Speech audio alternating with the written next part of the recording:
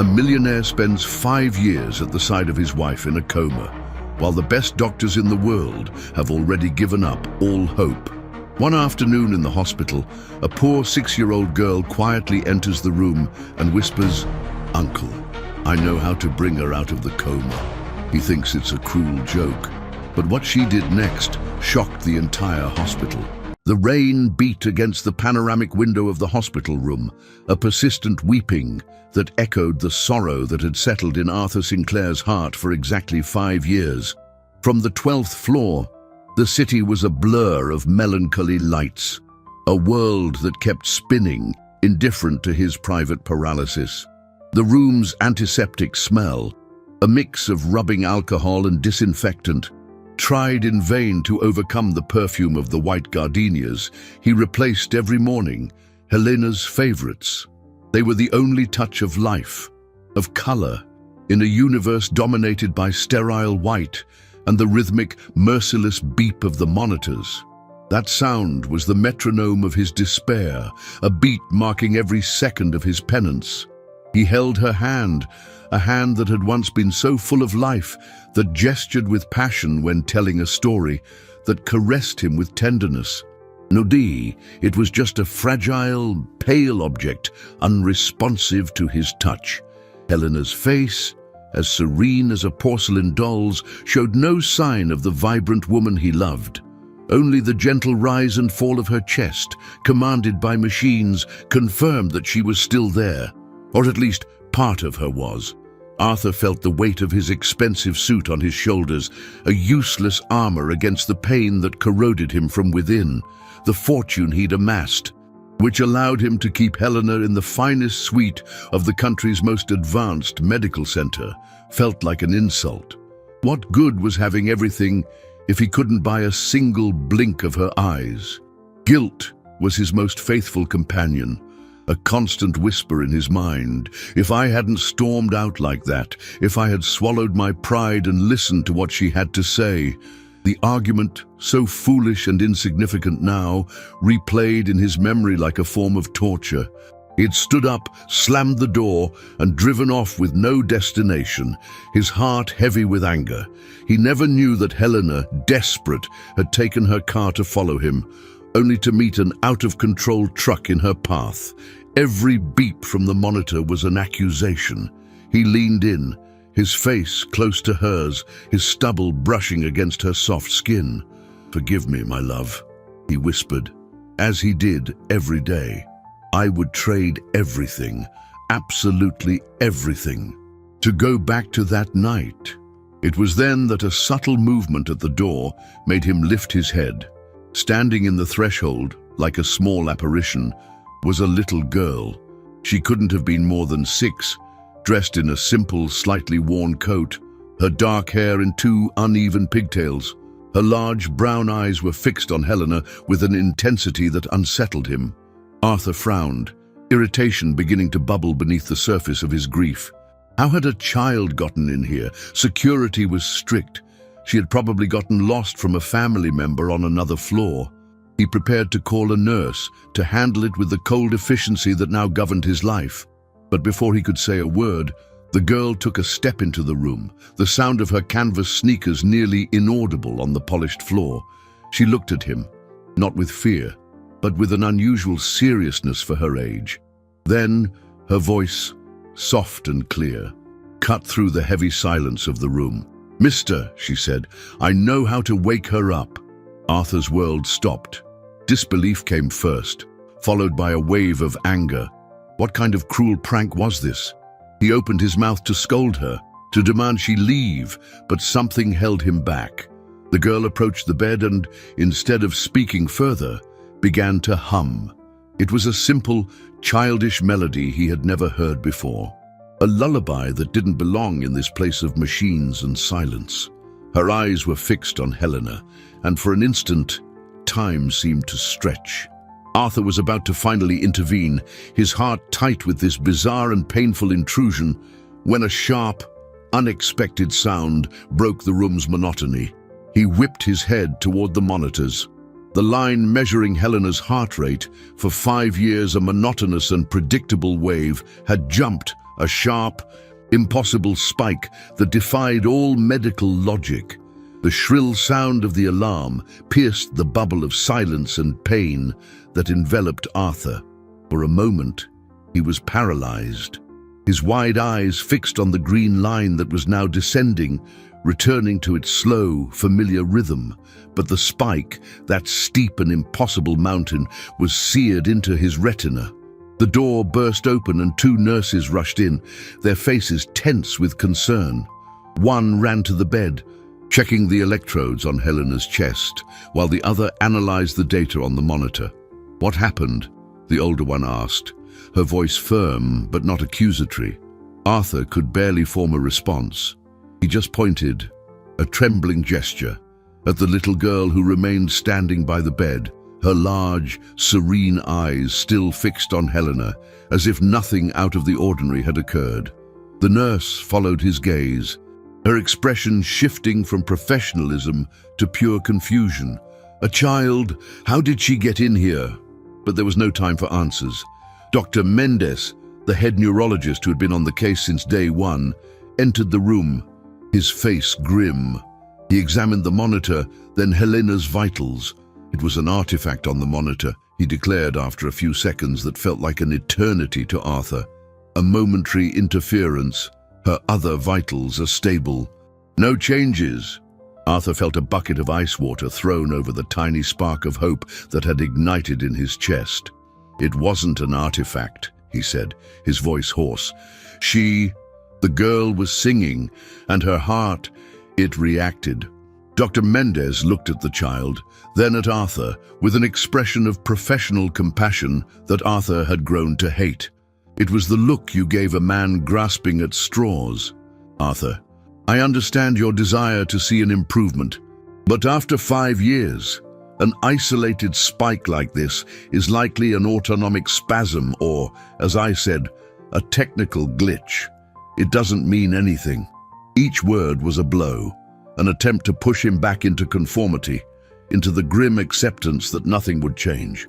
The medical team withdrew, promising to check the equipment, leaving behind a silence even heavier than before. The girl was still there, motionless. Arthur turned to her, his heart a chaotic mix of desperate hope and frustrated anger. "Who are you?" he asked, his voice lower, but charged with an urgency that frightened him. "How did you know that song?" The girl just looked at him, her head tilted slightly. "It's her song," she answered with a disarming simplicity. "She likes it." The answer made no sense. But before Arthur could press her, his eyes were drawn back to Helena's face. He moved closer, searching, pleading for another sign, for anything that would prove the doctor wrong, that he wasn't going crazy. Her face remained the same, a mask of tranquility. Disappointment was a bitter taste in his mouth. Maybe the doctor was right. Maybe it was just his own longing, projecting miracles where there was only biology and machines. He sighed, the weight of the world falling back onto his shoulders. He was about to turn away, to accept defeat once more, when he noticed something, a subtle, minuscule glint in the corner of Helena's right eye. He held his breath, his heart stopping in his chest. Slowly, impossibly slowly, a single tear formed, welled up, and then broke free, sliding down her temple, tracing a wet, shining path on her pale skin. The tear was real. Arthur touched it with his fingertip, feeling the cool dampness against his skin. It wasn't an illusion, not a reflection from the lamp. It was salt. It was water. It was a response he had waited for 1,126 days. With a trembling hand, he pressed the nurse's call button, his eyes fixed on the glistening track on Helena's skin, afraid it would evaporate, taking that flicker of hope with it. Dr. Mendes returned, the same look of professional patience on his face, but this time his composure felt like an affront to Arthur. "She cried," Arthur said, his voice choked, pointing to his wife's face. "After the song, after the monitor, she cried, 'You have to see.'" The doctor leaned over, took a sterile gauze pad, and gently touched Helena's temple. He examined the damp fabric under the bright light. "Arthur," he began, in the carefully modulated tone he used for delivering bad news, "this is what we call a reflex secretion. The lacrimal nerve can be stimulated autonomously, without any conscious involvement. It's like a twitch, a bodily reflex. It doesn't indicate an emotional response." The explanation was logical, scientific, and it crushed Arthur's hope like an iron fist. He looked from the doctor to the girl, who watched the scene in silence, and then back to Helena. "It wasn't a reflex," he insisted, desperation coloring his voice. "It was because of her, because of the music."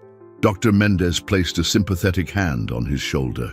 "I know this is hard, but clinging to false hope will only make it more painful in the long run. We'll continue to monitor, as always. If there's any real change, you'll be the first to know." And with that, he was gone, leaving Arthur once again alone on his island of pain, now with the enigmatic company of the child. The door closed, and the ensuing silence was heavy with the disbelief of the outside world. Arthur felt like a madman, a fool. But he had seen it. He had felt it. And that was more real than any diagnosis. He knelt before the girl, ignoring the ache in his knees. He needed to understand. "Please," he begged, his voice low. "Who are you? How do you know about her?" The girl didn't answer his question. Instead, her gaze shifted to Helena's legs, covered by the pristine white sheet. She held out a small finger and pointed. "She didn't like to wear dresses in the summer," the girl said, her voice as soft as a whisper. "And because of the scar on her knee, the one that looks like a little moon." The air left Arthur's lungs.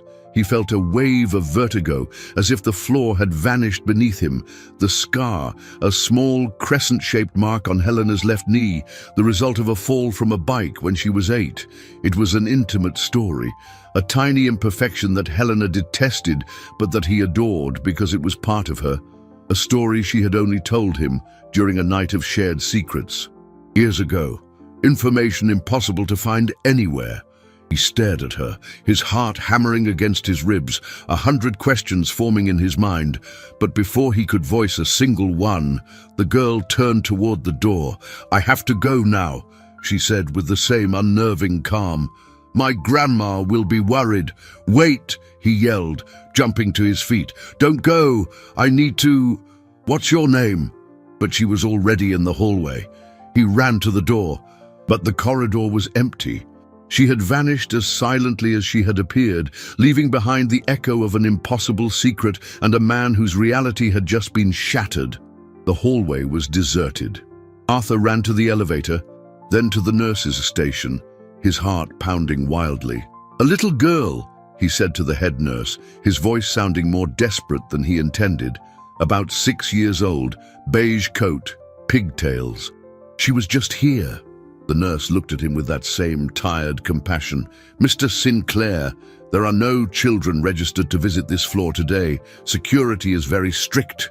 He insisted, described her again, but no one had seen her enter or leave. Security guards reviewed the footage from the hallways and elevators. Nothing.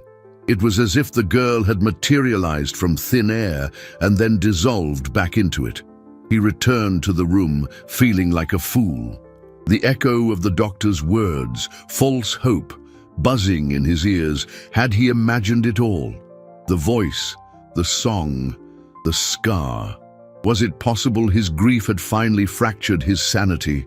He looked at Helena, searching for confirmation, but her face was the same blank canvas as always. The tear had dried. The monitors issued their monotonous, steady beep. That spike of activity, the tear, the intimate knowledge. It all felt like a fever dream, dissipating under the cold light of hospital reality. The next day dawned grey and rainy, mirroring Arthur's mood. He didn't leave Helena's side, his eyes fixed on her face, waiting, praying for another sign. But there was nothing. The small window of hope that had opened the day before was now shut and locked. The regression was subtle, but to him, who knew every nuance of that silence, it was glaring. There was a deeper stillness to her, an absence that felt more final. The involuntary muscle twitches that occasionally occurred had lessened. The rhythm of her breathing, controlled by the machine, seemed heavier. It was as if the small flame the girl had lit had been completely extinguished by her departure.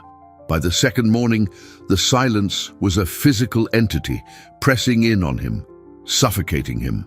The guilt returned with full force. Maybe he should have held the girl, forced her to stay, to explain. He had let her go, and with her, perhaps Helena's only chance. He spent the hours talking to his comatose wife, telling her about the mysterious girl, repeating the melody he could barely remember, his voice tuneless and pathetic in the sterile room.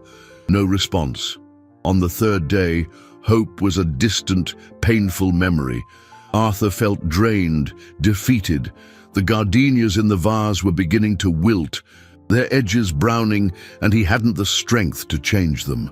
He leaned back in the armchair, his body aching from the vigil, and closed his eyes. Maybe Dr. Mendez had been right all along. Maybe it was all just cruel coincidences, pieces his desperate brain had tried to fit together to form a miracle. Bitter acceptance began to set in. 5 years of waiting. What were a few more days of delusion?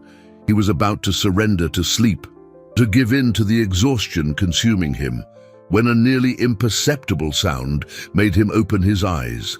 The room door clicked softly shut. Standing there, in the exact same spot, wearing the same beige coat and with the same serious eyes, was her, the girl. The relief that flooded Arthur was so overwhelming, it left him breathless. She didn't say a word. She just walked to Helena's bed, looked at the woman's serene face, and once more began to hum the soft, childish melody. Arthur held his breath, his heart in his throat, and then it happened. The sound of the heart monitor changed. It wasn't an isolated spike, a shrill alarm. It was a steady, rhythmic acceleration, like a heart waking from a long slumber. Then, the monitor that measured brain activity, for years a landscape of slow, lazy waves, exploded into a symphony of lights and complex patterns, a neurological storm the doctors had never recorded. The frantic glow of the brain waves on the screen was mesmerizing. Arthur stood, his body tense, not daring to blink. This wasn't a spike, it was a tempest. An intense, sustained activity that contradicted 5 years of bleak prognoses. The girl finished her song and placed her small hand on Helena's, which rested inertly on the sheet. The silence that followed was no longer empty but charged with a palpable electricity, an expectation that made the air vibrate. The door opened again, but this time it wasn't alarm nurses. It was Dr. Mendez, making his morning rounds. He stopped abruptly at the scene, a transfixed Arthur, the mysterious girl by the bedside, and, most shockingly, the readings on the monitors. His eyes widened, his professional composure dissolving into pure stupefaction. He approached the machines, checking the connections, tapping the buttons, as if he couldn't believe what he was seeing. "And this is," he began, his voice an incredulous whisper, "this is impossible." He looked at Arthur, then at the girl, and the doubt on his face was replaced by an intense scientific curiosity. What happened in here? Arthur, still stunned, could only point to the girl. She came back, and she started singing again. Dr. Mendez crouched to the child's level, his skepticism giving way to a cautious fascination. "Hello, what's your name?" he asked, his voice gentle. The girl stared at him with her serious eyes and didn't answer. Her attention was solely on Helena. The doctor, realizing he would get no answers there, turned to the staff who were beginning to gather at the door, drawn by the unusual activity. "Prep for an emergency EEG. I want a full brain map now, and I want these readings compared against the last 5 years of data. I want to know what's happening." The room, once a sanctuary of silence, transformed into a hive of activity. Technicians arrived with equipment, nurses adjusted sensors, and Arthur felt like a spectator in his own life, pushed to the side while science desperately tried to catch up to a miracle. The girl, unfazed by the chaos, remained by Helena's side, holding her hand. Hours later, the dust had settled. The room was quiet again, save for the now faster, more complex beeps of the monitors. Dr. Mendez entered, holding a series of charts and a tablet. His face was no longer one of compassion or skepticism, but of pure bewilderment. He sat across from Arthur. "I don't know how to explain this," he said, without preamble. "Helena's brainwaves. They're not just active, they're organized. The patterns we recorded while this girl was here, especially when she was singing, they're extraordinary." He turned the tablet to Arthur, showing 2 colorful brain scans. "This is the pattern of a person in a deep coma, minimal, disorganized activity. And this," he pointed to the other, "is what we recorded today. See these areas in red and orange? That's activity in the temporal lobe and the limbic system, areas associated with hearing, memory, and emotion." He paused as if to give his next words weight. "But there's something else. Something our neuroscience team is calling anomalous." He swiped the screen, revealing another graph. When we compared Helena's brainwave patterns to our database, we found a nearly identical match. But it's not with another coma patient, or even a healthy adult. He looked directly into Arthur's eyes. "The patterns are consistent with those observed in mothers who are in direct interaction with their newborn infants. It's a pattern of maternal connection." The doctor's words hung in the air, dense and incomprehensible. Maternal connection. Arthur looked at Helena, the woman he knew intimately, the woman with whom he'd shared dreams, fears, and every secret. One thing he knew with absolute certainty: Helena had never had children. They had talked about it years ago. She wanted to, someday, so did he. But the time never seemed right. His career was taking off. Her art gallery demanded all her attention. Someday, they always said. A someday that never came. That doesn't make sense. "Doctor," Arthur said, his voice weak, "Helena isn't a mother. We never had kids." Dr. Mendez ran a hand through his hair, a gesture of frustration and confusion. "I know, Arthur, I know. It's what the data shows. I'm not saying it's logical, I'm saying it's what her brain is doing. It's a neurological response that defies everything we know about her condition. This child's presence is activating neural circuits that, in theory, shouldn't be so prominent or even exist in such an organized way." Arthur's head was spinning. The girl, who had been sitting on a small stool a nurse had brought, stood up. She didn't seem to have heard or understood the complex conversation.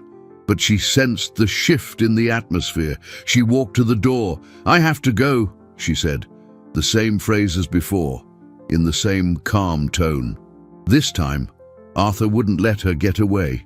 He moved quickly, gently blocking her path. "Wait," he said, kneeling before her again. "Please, just one more thing.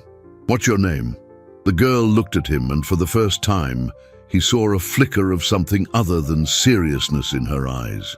Hesitation, perhaps.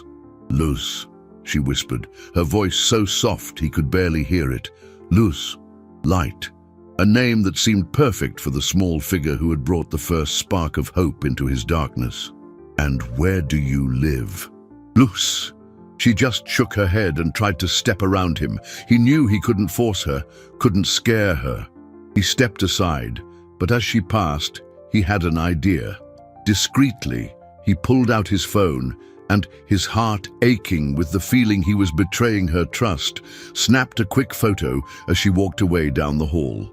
The next day, he gave the photo to a private investigator, a discreet and efficient man he had used on a few occasions for corporate matters.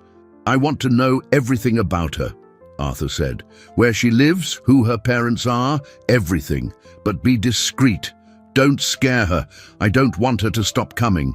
While the investigator began his work, Arthur fell into a new routine. Luce appeared every day around 3 in the afternoon. She never explained where she came from or how she got in. She just appeared. She didn't talk much. She would sit beside Helena, sometimes humming her mysterious melody, other times just holding her hand in silence. And with every visit, Helena improved. They were small things, almost imperceptible to anyone but Arthur. A twitch in her fingers, a slight furrow of her brow, tiny signs that the woman he loved was, somehow, fighting her way back. 2 days later, the investigator called. "I found her, Mr. Sinclair. Her name is Luce Pereira. She lives with her grandmother, a woman named Clara, in a modest neighborhood across town." Arthur's relief was immense. She was real. She had a name, a home. He asked for the address, and that same afternoon, after Luce had left the hospital, he drove there. The neighborhood was a maze of narrow streets and simple houses, a world away from his mansion and the skyscrapers of the financial district. He found the small townhouse, its paint peeling, a pot of geraniums in the window. He took a deep breath and knocked. An elderly woman with white hair pulled into a tight bun and eyes that carried the weight of a hard life opened the door. Luce's grandmother, he presumed. "Can I help you?" she said, her voice gruff. "Good afternoon. My name is Arthur Sinclair. I believe I know your granddaughter, Luce," he said, trying to sound as gentle as possible. The instant he said his name, the woman's face transformed. The cautious politeness vanished, replaced by a mask of such cold, cutting hostility and resentment that it made Arthur take a step back. "We have nothing to say to you," she said, her voice dripping with contempt. "Stay away from my granddaughter. Stay away from my family." And before he could say another word, she slammed the door in his face. The sound of the door echoed on the quiet street, as final as a verdict. Arthur stood on the sidewalk, stunned by the raw, unexpected hostility. He had expected surprise, maybe suspicion, but not this visceral hatred. Why? What reason could this woman possibly have to hate him so intensely? He'd never seen her before in his life. He returned to his car, his mind a maelstrom of unanswered questions. The grandmother's reaction made no sense unless there was a prior connection, a history he wasn't part of. The mystery around Luce, which had once seemed magical and inexplicable, now took on a darker, more complex shape. There was a secret here, a secret that involved his family, his Helena, and somehow him. The next day, Luce didn't show up at the hospital. Arthur waited, his heart tight with anxiety at every car that passed, every footstep in the hall. 3 o'clock came and went. 4 o'clock. 5. The room felt quieter, colder without her presence. And with her absence, Helena's signs began to regress. The brain activity on the monitors diminished, the waves flattening back into their slow, desolate pattern. It was the confirmation he had feared. The connection was real, and the grandmother, with her inexplicable anger, had severed it. Desperate, he drove back to Clara's house. This time, he didn't knock. He stood across the street, watching, waiting. He saw Luce playing in the small backyard, throwing a ball against a wall. She looked like a normal, carefree child, but he saw a shadow of sadness on her shoulders. She missed the visits too. The grandmother appeared at the door, calling her inside in a stern voice. The door closed, and the house fell silent. Arthur knew he couldn't force it. Intimidating an old woman and a child was out of the question. He needed another approach. He returned to the hospital with a heavy heart. Helena's regression was more pronounced that night. It was like watching a flower bloom in slow motion and then suddenly seeing the film reversed, the petals closing, the color draining away. He held her hand, the cool plastic of the sensors between their skin. "I'll figure this out, my love," he whispered.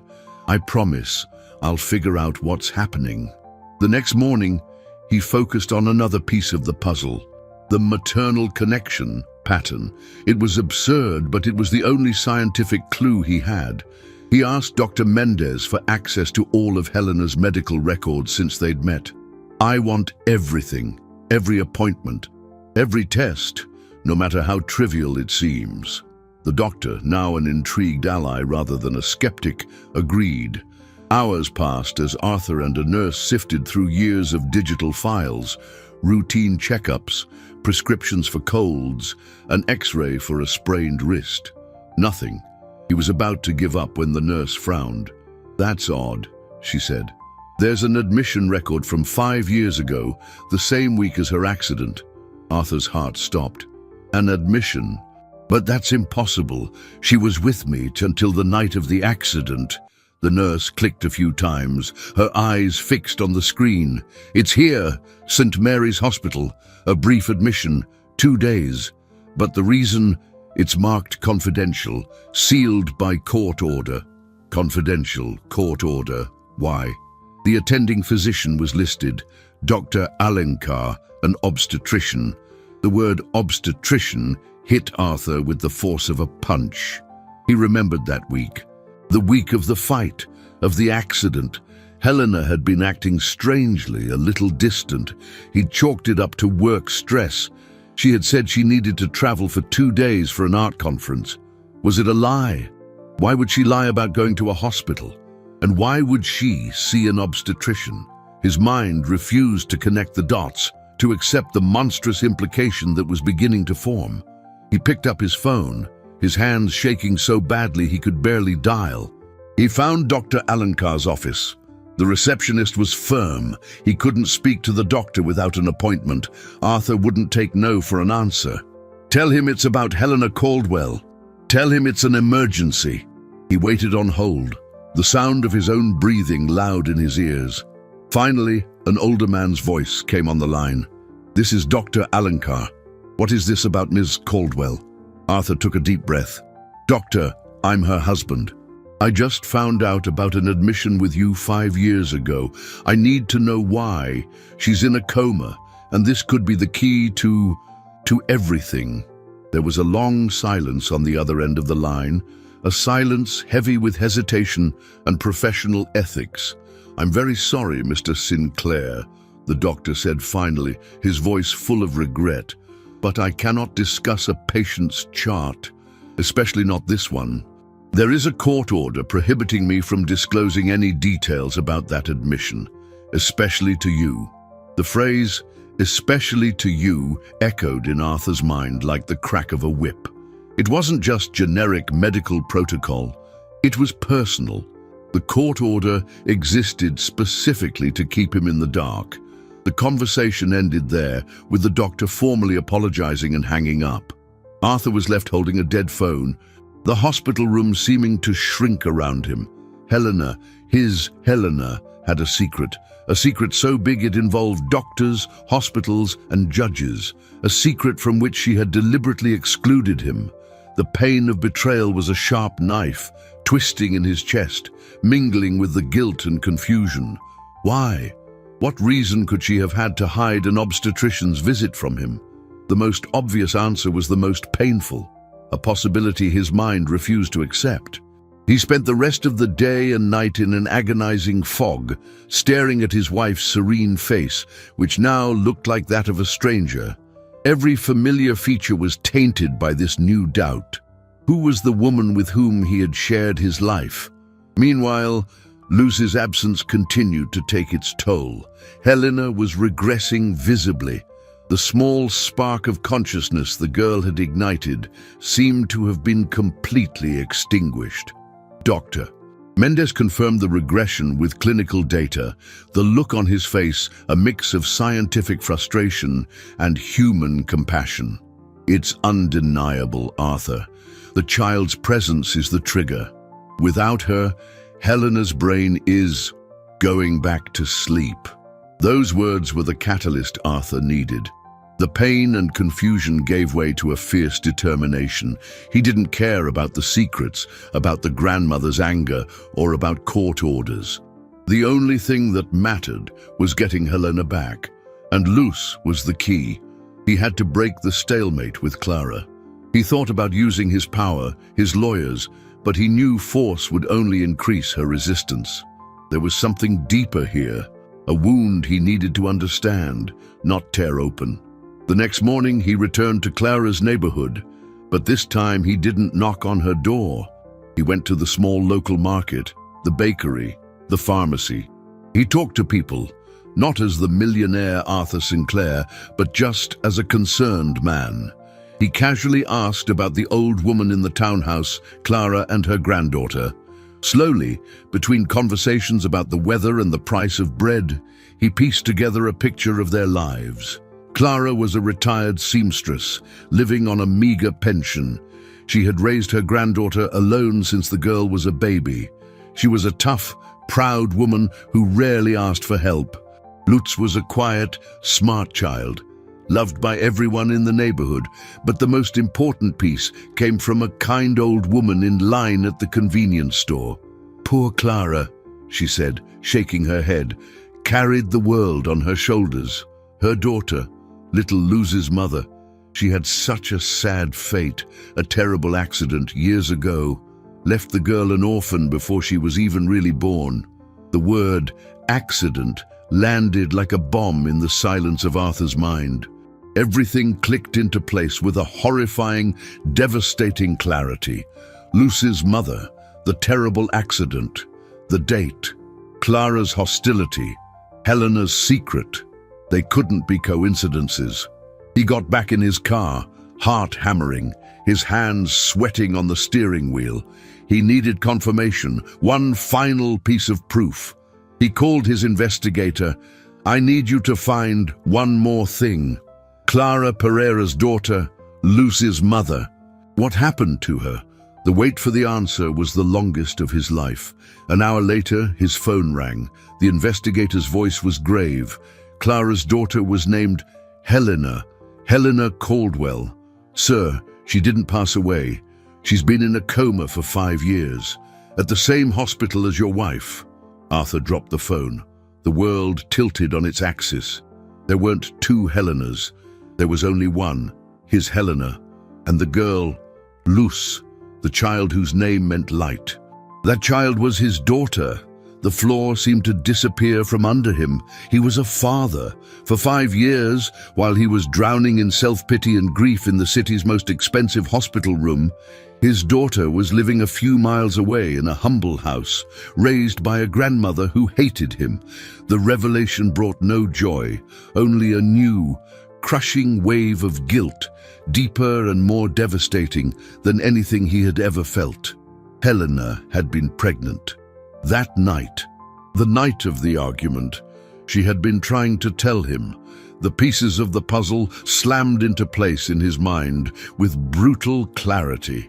Her strangeness in the days leading up to it, her insistence on talking about something important, the conference trip that was actually a visit to the obstetrician, and the argument, he remembered it now with a shame that burned in his gut. He'd been stressed about a deal, impatient. "Not now, Helena. Can't you see I'm busy?" he had said. He had refused to listen, and when she persisted, he had exploded, said things he didn't mean, and stormed out. She had gone after him, desperate to share the most important news of their lives, and he had led her straight into tragedy. The guilt was a living monster inside him, devouring any remnant of his sanity. He hadn't just caused the accident that put his wife in a coma. He had abandoned her at the moment she needed him most, and as a result, had abandoned a daughter he never knew existed. Clara's resentment now made perfect, terrible sense. In her eyes, he was the man who had destroyed her family. With the truth weighing like an anchor on his soul, he drove back to her house. This time, when he knocked, there was no arrogance or impatience, only the humility of a broken man. Clara opened the door, her face set like stone. Before she could speak, he said, his voice raw with emotion, "I know. Please, we need to talk." Perhaps she saw the devastation in his eyes, the naked truth of his suffering, because after a long, tense silence, she stepped aside and let him in. The small living room was simple but impeccably clean. Photos of Luce at various ages covered a small bookshelf. Clara didn't invite him to sit. She stood, arms crossed, a fortress of pain and anger. "What do you want?" she asked, her voice cold. "I want to understand," he said. "Why didn't you ever tell me?" Her laugh was short and bitter, devoid of humor. "Tell you, the man who put my daughter in that hospital bed, the man so wrapped up in his own world of money and deals that he couldn't spare 5 minutes for his own wife when she was carrying his child. For what? So you could take Luce from me too." Every word was a stab. "She was trying to tell me that night, wasn't she?" he asked, his voice a whisper. Clara nodded, her eyes shining with unshed tears. She was so happy. She had just come from the doctor with the confirmation. She wanted to surprise you, but you wouldn't even look at her. She then told him the story of the last 5 years. How, in the chaos of the hospital after the accident, the doctors discovered the pregnancy and managed to perform an emergency delivery to save the premature baby as Helena slipped into a coma. How she, Clara, seeing his grief but also his blind anger at his own negligence, made a decision.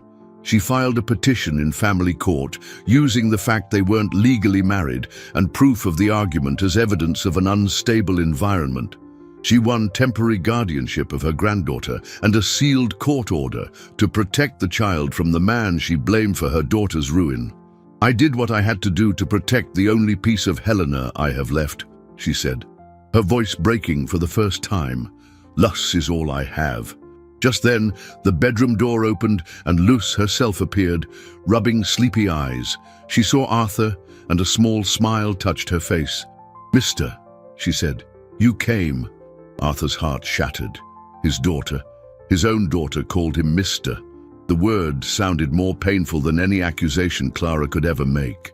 Arthur looked at the little girl, his daughter, and saw Helena's eyes looking back at him. The same hazel color, the same slight tilt at the corners when she smiled.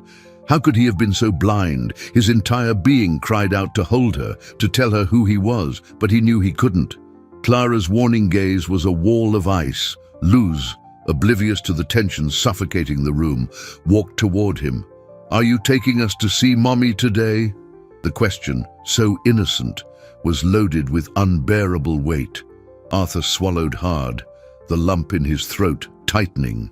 He looked at Clara, a silent plea in his eyes. The old woman, seeing the devastated sincerity in his face and the hope in her granddaughter's, relented. It was a barely perceptible nod, a fragile truce born of mutual need. "Yes, sweetie," Arthur said, his voice thick with emotion. "We're going to see Mommy." The ride to the hospital was silent. Luce sat in the back of the luxury car, gazing out the window with childlike curiosity, while Arthur and Clara occupied the front seats, separated by an abyss of 5 years of pain and secrets. When they arrived in the room, Luz's presence worked its usual magic. The monitors sprang to life, Helena's brainwaves blooming into complex patterns of activity. But this time, Arthur didn't just see an inexplicable miracle. He saw the primal connection between a mother and her child, a force of nature that science could barely begin to map. He watched Luce hold Helena's hand and hum her tune, and the ache in his chest was almost unbearable. He had been robbed of 5 years of his daughter's life, and he himself was the thief. In the following days, they established a fragile routine. Arthur would pick up Luce and Clara every afternoon. He would sit in his armchair, a spectator, while grandmother and granddaughter interacted with Helena. He learned about his daughter in fragments. He found out she loved to draw, that her favorite ice cream flavor was strawberry, and that she was afraid of the dark. Each small detail was both a treasure and a torture. Helena's improvement was slow, but steady. She began to move her fingers intentionally. One day, when Luce told a story about a scraped knee at school, Helena's brow furrowed in an unmistakable expression of concern. The doctors were amazed, calling it a case for the medical journals. But Arthur knew it wasn't medicine. It was love. It was the strength of a bond he himself had helped to sever. One afternoon, while Luce was napping on the room's small sofa and Clara had stepped out for coffee, Arthur was alone with Helena. The activity on the monitors was higher than ever. He took her hand, not as a grieving husband, but as a penitent. "Forgive me, Helena," he whispered, the tears finally rolling freely down his face. "I know everything. I know about Luce. I'm an idiot, a selfish fool. I abandoned you when you needed me most. I stole 5 years from the three of us. If you can hear me, please forgive me." He bowed his head, his body shaking with silent sobs. He felt a touch, faint, hesitant, but unmistakable. One of Helena's fingers moved, brushing the back of his hand. He shot his head up, heart racing. Her eyes were still closed, but her lips moved, a Herculean effort that strained the muscles in her neck.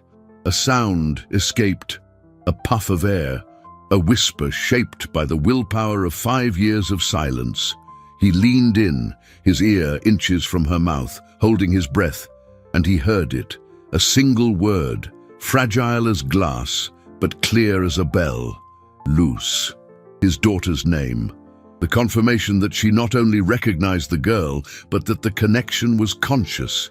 Helena was in there. She always had been. And with her first word, she didn't accuse him, didn't blame him. She called for their daughter. The selflessness of that gesture, the purity of that maternal love, was Arthur's absolution and his condemnation, all in one devastating moment. The word hung in the air, a testament to a love that broke him in two. Helena was aware, not just reacting to stimuli, but aware. The implication hit him with the force of a tidal wave. For 5 years, she had been trapped inside her own body, a silent prisoner in a world of beeps and whispers. She had heard him. She had heard every daily confession of guilt, every lament, every empty promise. She had felt his hand, smelled the gardenias, and been able to do nothing. The suffering he had imagined for himself was a pale shadow of the torture she must have endured. That single whisper, their daughter's name, recontextualized everything. It wasn't just about her recovery, it was about her liberation. Arthur's guilt, already a crushing burden, morphed into something monstrous, almost paralyzing. He hadn't just caused the accident. He had sentenced her to 5 years of conscious solitary confinement. When Clara returned, he told her, his voice trembling. She spoke. She said Luce's name. The old woman's eyes filled with tears, the first he had ever seen her shed. The wall of anger she had maintained so staunchly began to crumble, replaced by a wave of shared relief and pain. In that moment, they weren't adversaries. They were just two people who loved Helena and wanted her back. The news galvanized the medical team. What was once an inexplicable phenomenon now had verbal confirmation. Therapy was intensified. Physical therapists, speech pathologists, and psychologists joined the team, all working around Luce's daily visits, which became the central axis of Helena's treatment. The girl, with her childlike intuition, seemed to understand her role. She would talk to her mother for hours, telling her about her day, showing her drawings, humming her special melody. And slowly, miraculously, Helena began to emerge from her silent cocoon. The first intentional movements were followed by more sounds, murmurs that gradually became words, thirsty, cold. Las. Each syllable was a victory, a marathon of neurological effort that left Helena exhausted but increasingly present. Arthur lived in a state of agonizing hope. The joy of seeing her return was overshadowed by the terror of what would happen when she could fully communicate. He both longed for and dreaded the moment her eyes would open and truly see him. Would she forgive him? How could she? He had failed her on every conceivable level. He tried to be the father he had never been. He brought Luce gifts, read her stories, helped her with her homework on the small sofa in the hospital room. The girl, with the resilience of children, began to accept him. Mr. was occasionally replaced by a hesitant Arthur. He knew he couldn't force a bond, that trust had to be earned, not bought. It was a long, arduous path, and he was willing to walk it, one step at a time. About a week after Helena's first word, she opened her eyes. Arthur was sitting beside the bed, watching her sleep. When her eyelids fluttered and lifted, her brown eyes, a little cloudy from disuse, slowly came into focus. They scanned the white room, the monitors, and finally, they landed on him.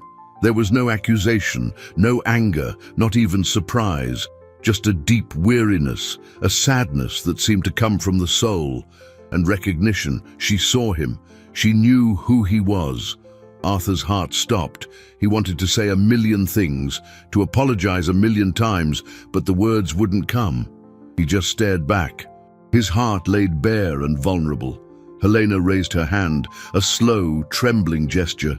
He took it, feeling the faint warmth of her skin. Her lips moved, and this time her voice was a little stronger, a clear whisper. "It wasn't your fault." The words were a gift, an absolution he didn't deserve. But before he could absorb the impact of that unearned forgiveness, she continued, each word a struggle. "It was mine.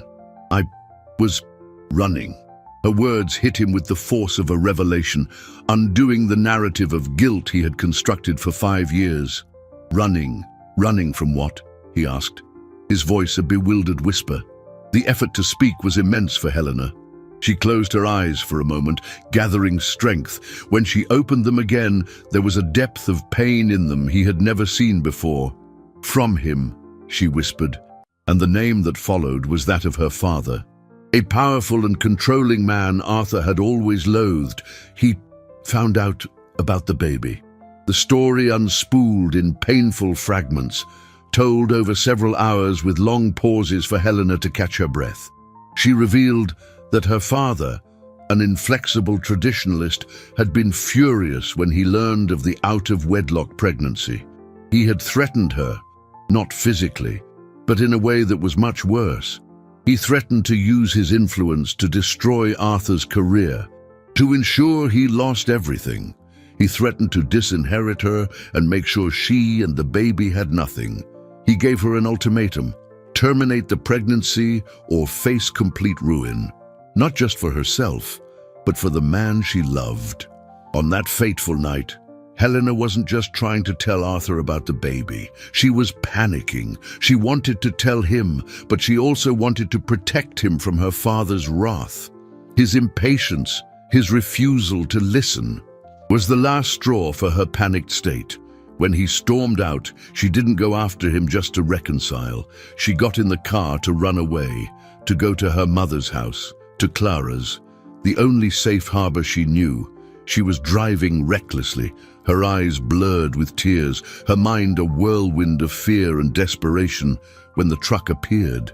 The accident wasn't Arthur's fault.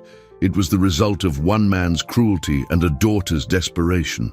Arthur felt the ground of his reality reconfigure itself once more. The guilt that had defined him for 5 years dissolved, not into relief, but into a cold, incandescent rage directed at Helena's father. He had spent 5 years hating himself, while the true villain of the story had lived his life, free of consequence. As Helena recovered physically, the real challenge became emotional. She had to deal with the trauma of 5 years of imprisoned consciousness and the pain of her father's actions. Arthur, for his part, faced a new challenge: how to be a father to a daughter who barely knew him and a partner to a woman who was relearning how to live. And there was the question of Luce, how to explain to her that Mr. was actually her father. They decided, with the help of psychologists, that the truth should come gradually and gently. Arthur began to be a part of Luce's routine, not just at the hospital, but at home. He took her to the park, helped Clara with the groceries, fixed the leaky faucet. He was trying to build a foundation of trust, showing with actions, not words, that he was there to stay. The moment of greatest tension came weeks later. Helena was in a wheelchair, her speech almost fully recovered, though her body was still weak. She was about to be discharged to continue her rehabilitation at home, a home Arthur was frantically adapting for her needs.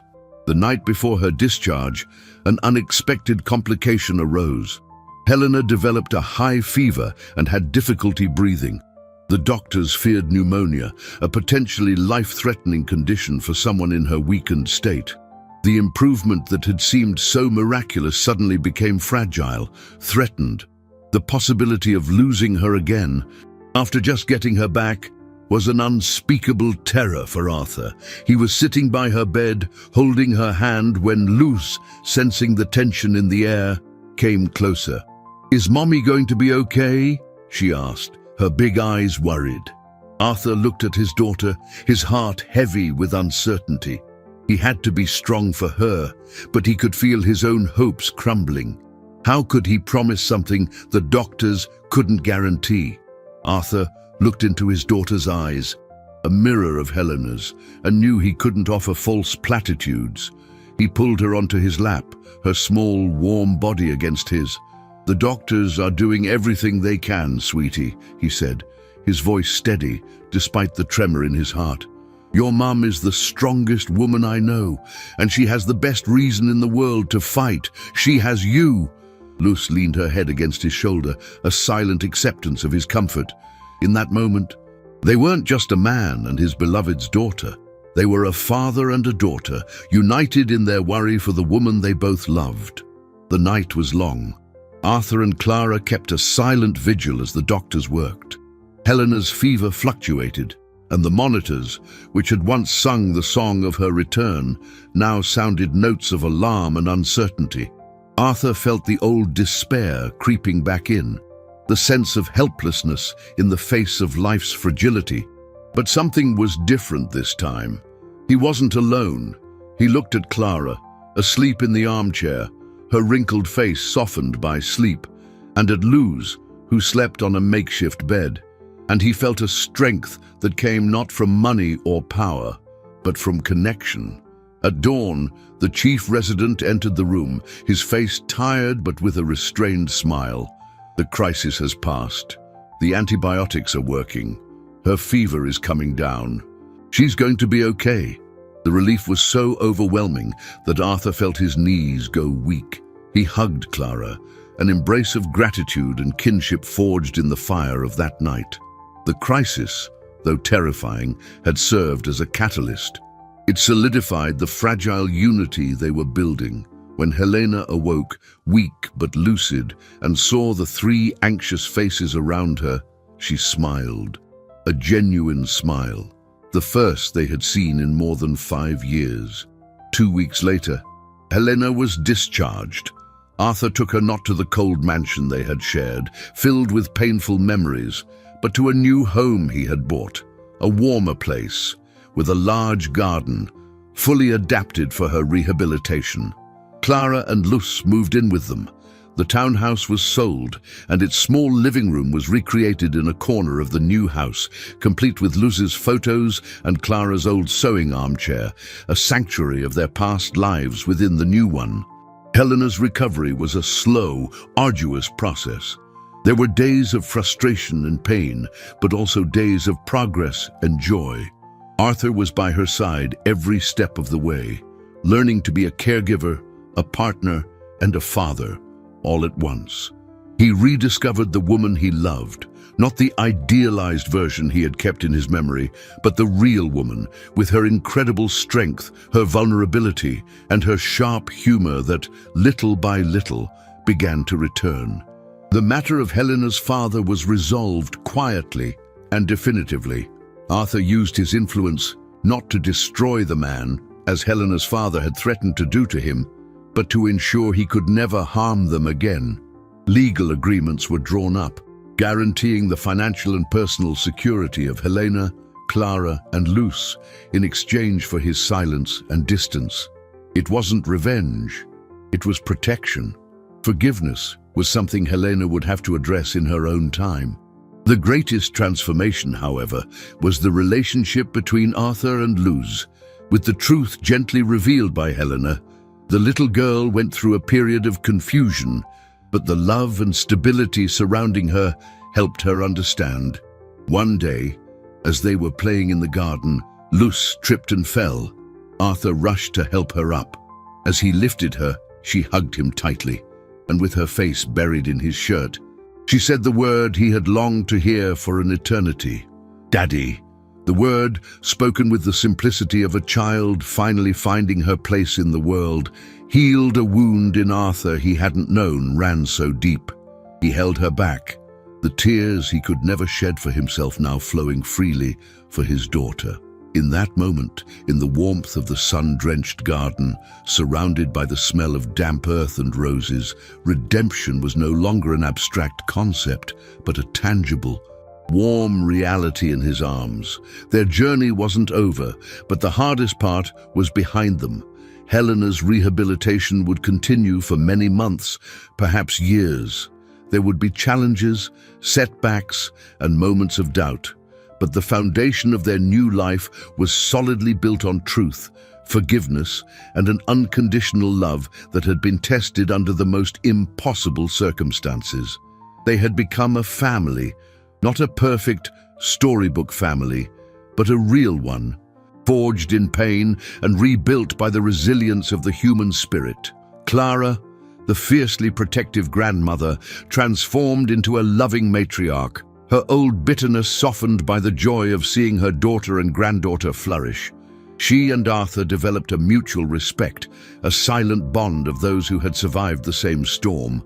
Arthur, the broken millionaire, discovered that his vast fortune couldn't buy happiness, but it could provide the security and comfort that allowed love to heal. He learned that true wealth wasn't in his bank statements, but in his daughter's laughter, the touch of his wife's hand, and the quiet wisdom of his mother-in-law. He slowed down, sold off parts of his business, and dedicated his time to what truly mattered. Helena, the woman who had returned from the abyss, found a strength she never knew she possessed. She was no longer defined by the accident or the trauma, but by her capacity to forgive and love. She looked at Arthur, not with the memory of the pain he had indirectly caused, but with gratitude for the man he had become. She looked at her daughter, the miracle child who had brought her back to life, and she saw the future. And Luce, the little key to the whole mystery, blossomed. The seriousness in her eyes gave way to a constant gleam of joy. She had a mother who adored her, a grandmother who protected her, and finally, a father who loved her unconditionally. The melody she hummed, as neuroscientists later theorized, was likely a song Helena had sung to her while she was still in the womb, a prenatal connection imprinted on both their brains, a secret language between them that no technology could ever fully replicate or understand. 6 weeks after that rainy, melancholic afternoon in the hospital, the scene was unrecognizable. Spring sunlight streamed into the garden of the new house. Arthur gently pushed Helena's wheelchair along a stone path, while Luce ran ahead, chasing a blue butterfly. The smell of disinfectant had been replaced by the perfume of flowers. The rhythmic beep of the monitors had been traded for the sound of a child's laughter. Helena reached out and touched Arthur's face. "Thank you," she said, her voice clear and strong, "for not giving up." "I would never give up on you," he replied, kissing her hand. Luce, abandoning her butterfly chase, ran back to them. She threw herself into her father's arms, and he lifted her into the air. "Daddy, push me on the swing." Helena watched them, her heart overflowing. The hospital room that had for 5 years echoed with solitary monologues of guilt was now a distant memory, a symbol not of despair, but of the beginning of a miracle.